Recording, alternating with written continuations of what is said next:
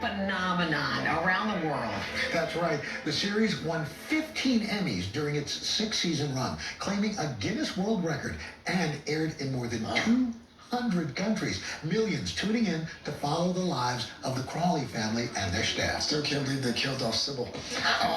Now, the franchise back with its third and final film. It's called Downton Abbey, the grand finale. Hugh Bonneville and Elizabeth McGovern are back as Lord and Lady Grantham. They find themselves embroiled, though, in a scandal as news of their daughter's divorce is made public. You knew Henry and I were getting a divorce. But not that it had come through. Well, it has. You never thought to tell us. Why on earth not? Because I'm a fool. And I suppose I thought I could have one last night before the sky fell in. Of course, it's all ludicrous. Ludicrous or not, it's time for me to leave. With little fuss as possible. Then we're coming with you. Don't try and talk me out of it. Papa, you know perfectly well you can't leave before the prince and princess. Go back up and come home when they've left. I mean it. What will you do? I'll take a taxi. If I can find one that will carry a divorced woman. Good morning, guys. Good morning. It's so nice to have you here. Lovely to see you. So here we are in the 1930s. There's some social scandal happening in the Crawley family. Now, you guys always do such a good job of creating these new storylines that just, wrap us all into it. So what else can we expect in this finale? Well, it's not us, it's Julian Fellows who wrote and created the show.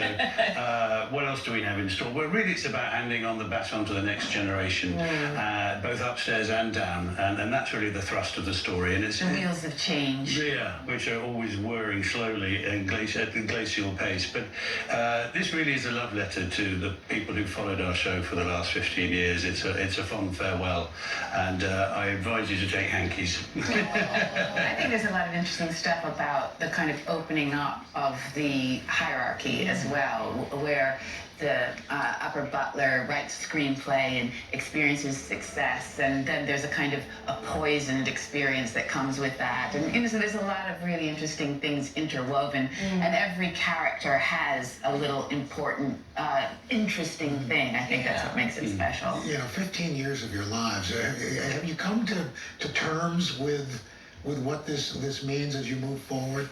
Well, we've been saying farewell for about 10 years. The long goodbye. A lot of practice. It's like exactly, it's a shared or Elton John tour. It's amazing. It's more like when we're back again on the set, that embarrassing thing. Well, here we are again. Yeah. But this really is it. I mean, the castle has always been the central character. That remains. That will carry on. But it's time for these characters to go. All right, have you guys seen the final film? Yeah, we had the premiere in New York last night. Yeah, it was lovely. How do you feel about it? Oh, it's wonderful. I feel so proud because I really do feel like we were at our peak with it, which we didn't expect to happen. We didn't want it to kind of limp away. Yes. And it hasn't. It's just sort of ignited, and there's a certain amount of magic that has to happen with these things. Speaking of magic, I was thinking the two of you have been working together now for so long, almost 2 decades together. Do you have any mutual highlights, or is it one that you hold dear? I think it's our dancing We prowess. love to dance. Yes. Talk to us about well, in all the sequences, in the ballroom sequences, we get very competitive with all the other couples. Really? And we really sort of try and schmooze Diana, who's our choreographer, and insist that we get the gold star. But we place ourselves as the judge. So we generally give ourselves. Yeah, we call each other But gold. what you don't know is every time we go around a turn, I'm yelling in Hugh's ear, turn! They cut that out of the film. One of the best parts of watching it, I watched from the very beginning, the costumes, so detailed, so authentic. In fact, I think we've got a few here in the studio from the final film, and I understand that these were involved in some of the biggest shoots that you ever had to do? Yes, Ascot was one of the biggest shoots. It was about 3 days at Ripon Racecourse in the northern in Yorkshire, and we had hundreds of extras. It was very hot. The supporting artists were amazing, I remember. And we're having to use the horses judiciously because you're making them run more than they might be used to. So it was a very clever sequence, and it looks amazing. And Anna Scott, I have to say, who's been our costume designer since season 5, she, in every iteration of the show, she's really upped her game.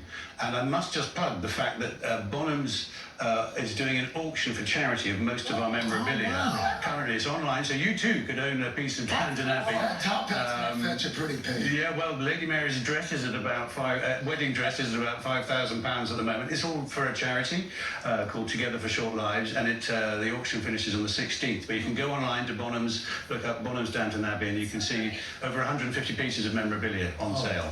Wow. Congratulations. Yeah, we are so excited for this finale. Guys, thanks so much for being here. Thank you. And Downton Abbey, the grand finale, the official grand finale from our sister company Focus Features will be in theaters on Friday. Or is it? Coming up, an idea that is sheer